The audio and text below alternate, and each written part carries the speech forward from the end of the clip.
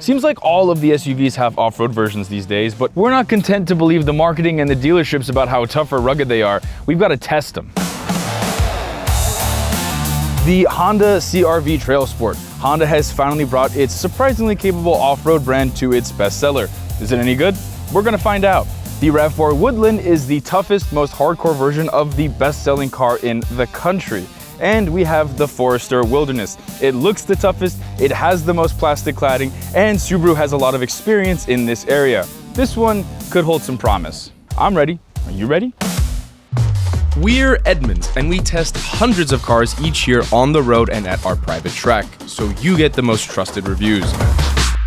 If you want to know which car, truck, or SUV is the best, then stick with us. The last thing you want when you're out on the trail is to get stuck, especially if you have friends or family in the car. If you don't have the clearance, traction, or low-end torque, you're probably gonna have a bad time. So let's see how these do. Okay, so the Honda. Now, the TrailSport doesn't have any changes to its all-wheel drive system or any special drive modes over the regular CR-V, so we are going to put it into snow mode for this little hill climb action. The only changes for the TrailSport were made actually across the entire CR-V lineup, and they are slight changes to the traction control system that should allow for more traction in slippery situations. But the CR-V's all-wheel drive system typically sends power to the front, sending up to 50% to the rear when necessary. So hopefully snow mode gives us a better chance of achieving that 50-50 split. The TrailSport also has the same approach and departure angles as the standard CR-V, no extra ground clearance, and the worst numbers of any of the three. So let's see how it gets on.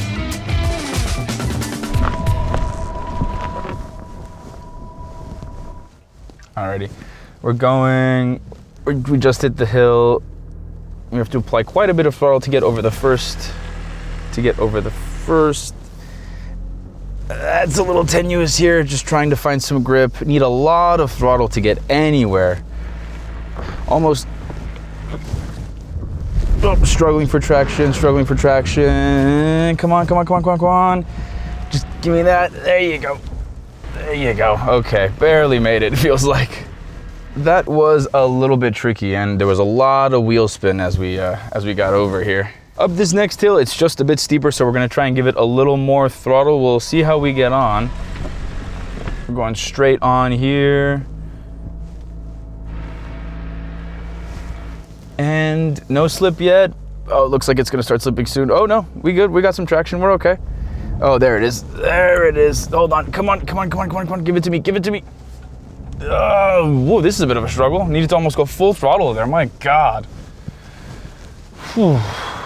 Okay, now we are making our way down the hill. This does have hill descent control, so I'm going to pop that on and see what we get. You can't really set this, oh, you can set the speed, sorry. Unlike in the Toyota, you can set the speed in this thing. Let's see. And we're teetering, I think we're on 3 wheels at the moment, but grab some traction on the way down. You can hear it pulsing the ABS to try and grab that extra bit of traction. But this is no problem. Hill descent control does actually help you out. And I trust this system a little bit more than I do in the Toyota because it allows you to set your own speed, whereas I can't figure out how to do that in the RAV4. All right, here we go. Heading back down the hill we initially came up in the CR-V. Let's see how we do. All right, here we go. Straight on. Ooh, ease it off that cement platform, a little bit of right, straight down. It's at this time in my life when I really wish I had a button to see the cameras. Just easing my way down. I'm on the brakes myself, just because I can do a fair enough job. I'm not too worried about the hill descent control doing anything for me. And yeah, the ABS is pulsing away as we cruise on down, but this is pretty easy. There we go. Yeah, easy, simple, no problem. Just wish I had a button for the camera views. That would have been nice. Kind of like we thought, because the TrailSport doesn't have that much in the way of off-road upgrades. It's literally just a different tire. It struggled quite a bit on the way up, and on the way down, I would have liked a button for different camera views so I can see what's in front of me, what's to the side of me, but no such button exists in the TrailSport. And you don't even get a 360 cam in any CR-V, so it's not like that's an option that Honda does offer that you can't get here. It's just not available at all. Whereas in the Subaru, you get lots of camera views to help you out. I think this is probably more for sandy trails and not necessarily for going up steep hills and stuff like that. Okay, inside of the Toyota, the RAV4 is a lot like the Honda in that the all-wheel drive is the same as it is in other RAV4 models, and there are no special drive modes for the Woodland. You still have the same normal sport, eco, individual, and then a trail and a snow mode. You can also put this in EV only, but we're not gonna do that today. Like the Honda, the Toyota uses a front-biased all-wheel drive setup, but there is no physical connection between the front and rear wheels. The rear wheels are powered exclusively by an electric motor, and it only really kicks on when it detects slip at the front. That means the electric motor and no physical connection to the engine itself means that the rear wheels are only getting about 90 pound-feet of torque or so. So we're a little bit down on power compared to the other two right here. Unlike the Honda, however, the Woodland does have slightly better approach and departure angles than the standard RAV4 and the biggest off-road tires of the group. So we should be in better shape than we were in the CR-V. Let's see how we do. Pop it into trail mode and slowly approach the first part of our climbs. This should be, I think, a bit easier than it was in the Honda. There we go. A little bit of left, ease it on up. It's a lot easier to modulate the throttle in this than it is in the Honda. Getting a little bit of slip, but not too much. Oh, there you go. Come on, a little more, a little more, a little more, a little more. Ooh, slipping, slipping, slipping. Straight on, straight on, straight on. Easy, okay, yeah, super simple. A lot less effort needed than you did in the CR-V. And here we go for the second part of the hill climb. You just go straight on here, no problem whatsoever. Should be pretty easy. One thing I really want to point out that the Toyota does that I like is there's a little button to view all your camera angles, so I can see straight down in front of the hood, and I can see where my tires are pointing with these side view cameras. It's so nice to know just where everything is. Oh, and we're starting to get a little bit of slip. Oh. And we failed. Dang, that's a bummer. Okay, well, I was singing the RAV4's praises because it felt a little bit easier to get up the hill than it did in the Honda, but then we got a little bit stuck. And here we go, a little more throttle. Yeah, nice and easy. That's much simpler. A little bit of slip, but we should be making it just fine. Come on, come on, come on, come on, come on, come on, come on. Yes, nicely done. Very good. This still feels more comfortable and confidence inspiring than the Honda because I had to give the Honda a total bootful to get up the hill. This was much more controlled the second time once I found a little bit more traction. Okay, now we're gonna head down the hill. I'm gonna pop on the camera view button so I can see what's in front of me. And we're teetering a little bit more.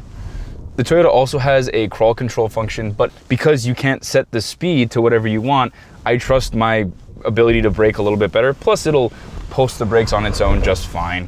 The ABS has no issue catching you as you apply brake force, so this is no big deal whatsoever. Last part of the hill descent in the Woodland. Let's see what we can do.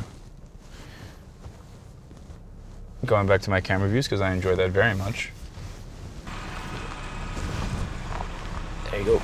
Yeah, you can definitely tell it's got a bit more ground clearance than the Honda does just because of the way it handled that little lump onto the dirt. It just didn't feel as drastic.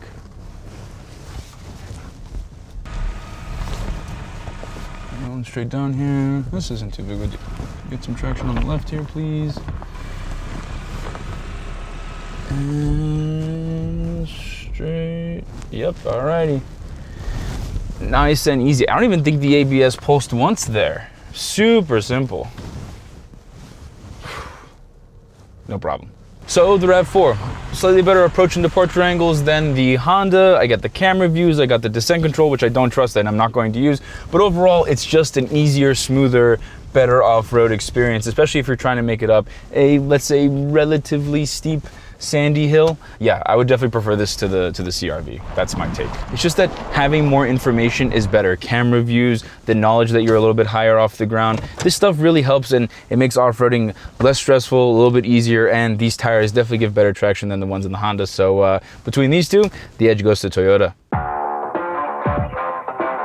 The Subaru is a little bit different to the Toyota and the Honda in that it has a permanent 50-50 all-wheel drive split. It does make the least power out of the three, but Subaru puts a shorter final drive ratio in the Wilderness model, so we should have plenty of low-end torque to get up this hill. The Subaru has the smallest tires of the three, but it also has the most ground clearance. Also, its bumpers are well up and out of the way, so I'm not too concerned about damage here. Wilderness models get X mode, so I'm gonna pop it into snow and dirt mode and see how we get on. Let's do this thing.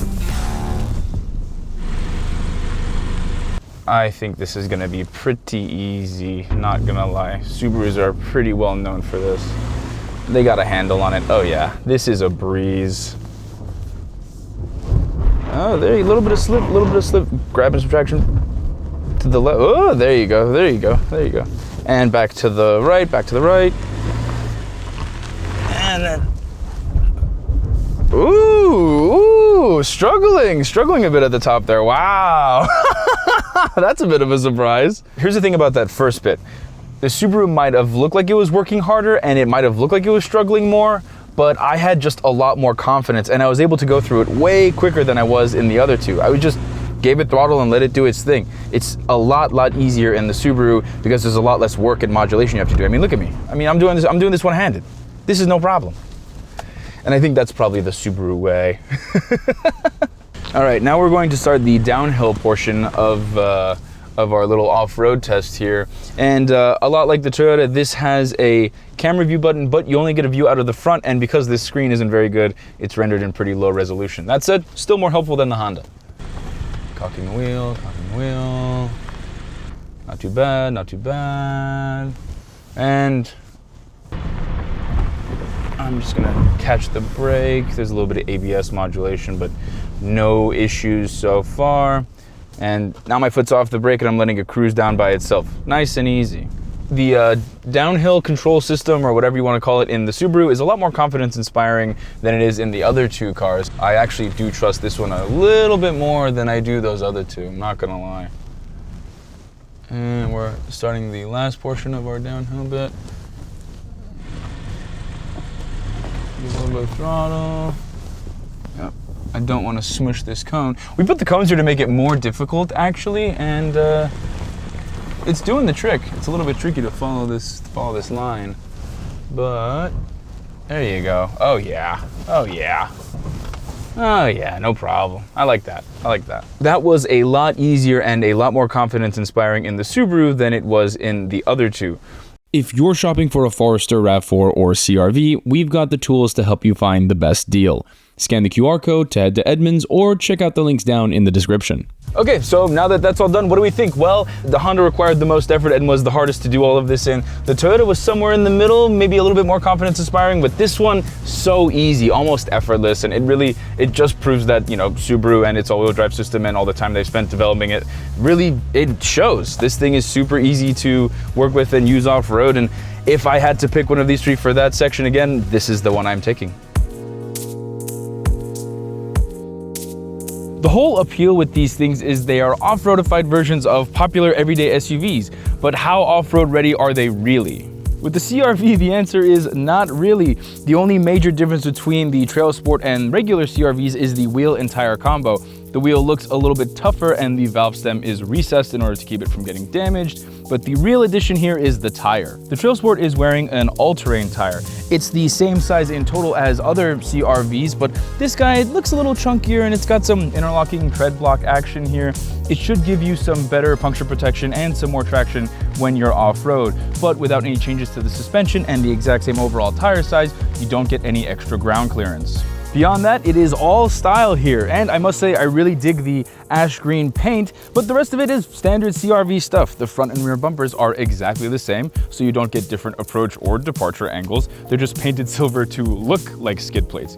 You also get some black details here and there, and the all-important orange TrailSport badge on the rear of the car. Speaking of orange, there are some TrailSport specific touches inside, namely the orange stitching on the seat and the shift boot, the embossing of TrailSport into the headrest of the seat, and the TrailSport specific floor mats. So the looks are there, but substance, yeah, it's pretty much just a regular CR-V with a different wheel and tire combo on it. And it's still got the same measly 1,000-pound towing rating. It costs more than the Subaru despite having fewer features and just cloth seats. The RAV4 is a little more comprehensive. Like the Honda, you get a unique wheel and tire combination with a little bit of extra sidewall, this bit right here. It means you're going to get a little bit of extra ride comfort and some more puncture protection when you're off-road. Also, because the tires are a little bit bigger, you get an extra ½ inch of ground clearance over the standard RAV4. That ½ inch significantly improves approach and departure angles, which means you are far less likely to scrape the front or rear of this car compared to the Honda. The visual changes for the Woodland are going to be obvious, especially at the front. You get this sort of hammerhead style front grille with some integrated rigid fog lights. It kind of makes the RAV4 look like a baby 4Runner, and I think it's actually pretty tough, very macho. On the side, you get these black plastic fender linings. It's a visual trick to make the car look like it has more tire than it really does. I think that's a little goofy, but some people might go on for it. Lastly, some visual changes at the back. You get a slightly different rear bumper with a cutout for a tow hitch receiver. That's cool. Woodland models also get a slightly different interior. You have a different design to the seats with some orange accenting here and on the center console and the steering wheel. There's also a different design pattern to the leatherette on the dashboard here. Also, you get some all-weather floor mats, which is a nice add, but we really appreciate the addition of a 120-volt 1500-watt outlet in the back. It's perfect for stuff like a air mattress or a cooler, whatever you need. Overall, there is definitely more substance here than there is in the Honda. Well done, Toyota. But the Subaru gets the biggest transformation. A taller spring and damper combo for the Wilderness gives it a bigger lift than the Toyota, and it has almost an inch more ground clearance than the CR-V. Look, the standard Forester almost has better approach and departure angles than either of the other two, so this guy with its modified front and rear bumpers has the best angles by far. Tire size hasn't changed compared to the standard Forester, but you do get some Yokohama all-terrains. That said, this is really important. The Forester Wilderness is the only car of this test to have a full-size spare. Not even the standard Forester gets that. If you are going out to the middle of nowhere, it is an essential piece of the puzzle. Subaru also gave the Forester Wilderness a transmission oil cooler and a shorter final drive ratio, which gives it an extra 2,000 pound towing capacity over the standard Forester. That is a big deal. Styling stuff is going to be the most obvious of the three. You are not going to miss a Wilderness on the road. It's got a ton of plastic cladding, and I like those hexagonal LED fog lights at the front. Look, it's not the prettiest car in the world, but I like it.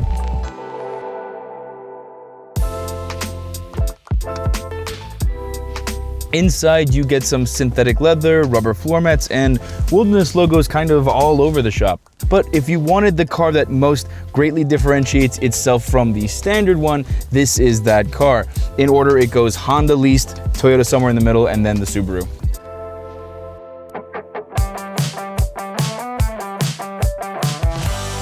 Okay, so now we're on the move on the washboard in the Honda, and I gotta say, I don't have that much in the way of confidence. I am slipping and sliding all over the place on the soft stuff, and I really don't like that. Power delivery is nice and linear, but I just don't feel like the tires are clawing into the surface and extracting grip the way you would expect of an off-road trim like this. Also, the ride is really quite stiff. I really don't like that because it feels like you're going to be bouncing along, and that means less traction too. Overall, the combination of the lack of a grippy tire and a really stiff ride means you're going to be floating around on top of the surface a little bit too much.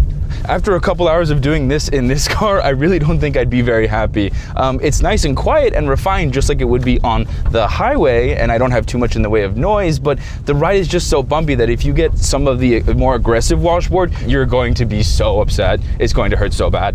But the saving grace for the Honda is that the TrailSport is just as good on the highway and in the city as the regular CR-V would be. It's comfortable, it's super quiet, and the steering is direct and accurate. It feels like, well, it feels like a city car that's kind of masquerading as an off-roader and not something that has a dual personality.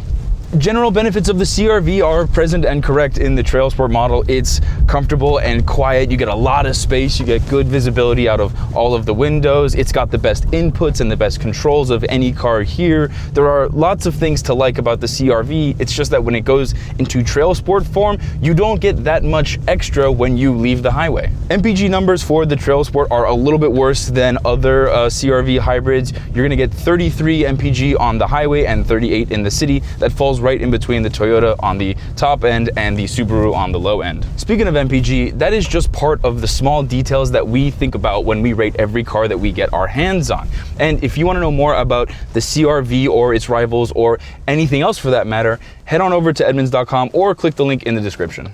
Because this is based on the sport model, you don't get the good Google interface and you don't get the good stereo, two things that I would want in my CR-V, but they're locked behind the highest possible trim level. This interface is acceptable, it's basic, you still get CarPlay and Android Auto, and even though it doesn't have the most tech features involved, like most people are going to be perfectly happy with what you get. This feels just like a normal CR-V with a slightly better tire on it. If you were to put a all-terrain on your regular CR-V, you'd be having a much grippier, better time than I am right now.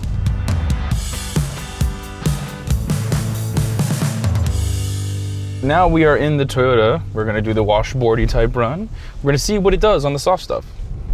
Oh yeah, instantly this feels a little bit better than the CR-V. The tires are digging into the dirt a little bit more, I have more grip, and on the whole I feel more confident. This is actually nice, it's fun. The ride is still pretty firm for an off-road vehicle, and I'd like a little bit more compliance when I'm going over ruts and bumps. As you can see, we're being jiggled about quite a bit, but overall not too bad. One thing I don't like about the RAV4 Woodland, at least right now, is the steering. There's a sort of vagueness to it that I would prefer a little bit more accuracy. I would prefer it if it weighted up better as I dug into some sand or some ruts, just so I can know exactly what I'm doing and what I'm feeling here. Another thing is I would like a more smooth throttle. It feels like right now it's just an on-off switch. It's either all or nothing. On the road, the Woodland is a little bit worse than the standard RAV4 because there's a lot more noise in here. You get a bit more tire noise, you get noise from the standard roof rack, and there's a lot of noise coming off of the wing mirror here, so you feel like there's air almost rushing in as you're driving along on the highway. The RAV4 Woodland gets 39 mpg in the city and 35 on the highway. That is slightly better than the Honda and much better than the Subaru. If you're shopping for a Forester, RAV4, or CR-V, we've got the tools to help you find the best deal. Scan the QR code to head to Edmunds or check out the links down in the description. I really don't like how much I'm being jiggled about in the RAV4 Woodland. I would prefer a softer ride. As you can tell, I'm just kind of doing this. We like the cameras in the RAV4, but we also like the regular tech. The screen is nice and bright and crispy and really responsive. It's much nicer than the one you get in the Honda. The only thing I don't like is the fact that a lot of the HVAC controls, the climate controls, have been put into the screen. So let's say we're being jiggled about like we are right now, and I have to try and tap the screen to turn the climate control on. I even missed the button right here, so it's just more difficult to operate than it should be, and I really don't like that. Whoa, ABS, so unhappy with that, so unhappy with that. Man, yeah, this thing is rickety. Oh my gosh, this thing is rickety as all get out right now. If I had to do this all day long, I would be really unhappy. And as I'm getting jostled around in my seat, I am surrounded by a lot of hard, nasty plastics. It's not a very lovely place to be. Another fundamental weirdness of the RAV4 Woodland is the braking. When you're braking over soft stuff, it feels like this car has the most trouble when you get into the ABS. It feels like the brake booster can't keep up with the demand and the slippage that you get over the soft stuff. So the brakes are really struggling right now, more so than they were in the Honda.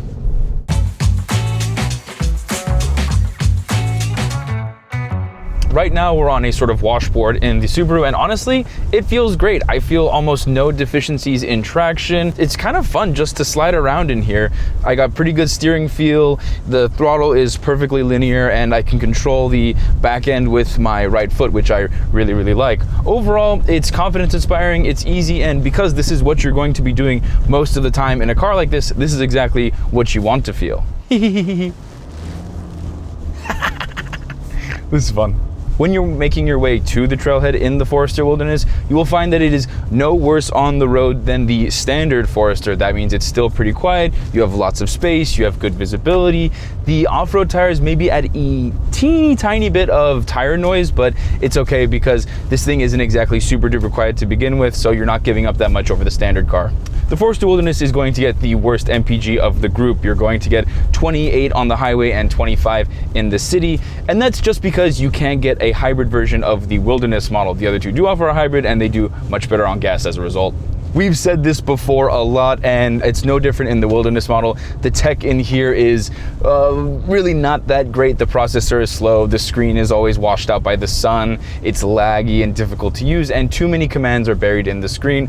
Overall, this has the worst tech suite of the bunch, but there are a lot of safety systems like blind spot monitoring and rear cross traffic alert and all that kind of stuff, because Subaru's eyesight is standard on the Wilderness model. Overall, I really like the Wilderness on the sort of sandy, washboardy type roads. It's got a sure-footedness and a confidence-inspiring nature. It feels like I have traction all the time. It responds well to inputs. Overall, really, really solid out here.